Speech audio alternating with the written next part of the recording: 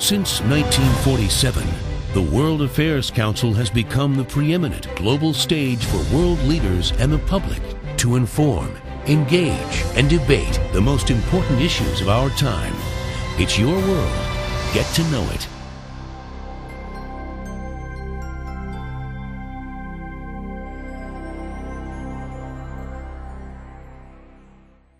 The cover of Fortune this week is China buys the world.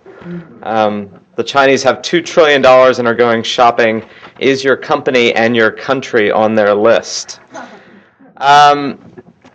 These kind of headlines about China being the center or the epicenter of the global economy as a rising force to be dealt with really popped up in around 2004, which I know seems a little bit like, in the rapidly changing world, somewhat like ancient history. But it's really only about that long ago that people began to have an awareness of the effect of China as this emerging global economic powerhouse.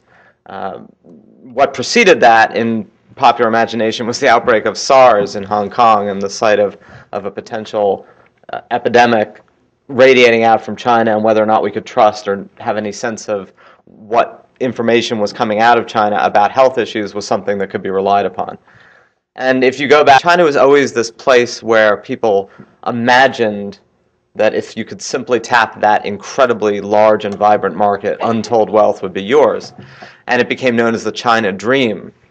But for most of those centuries, the China Dream really was a China nightmare for anybody who invested time or energy there, because most of what happened is that somebody came up with the great idea that, wow, if everybody in China simply bought one Bic pen, what a market it would be, and they invested money and they went there, and almost always those ventures ended up in sadness and misery and dashed hopes.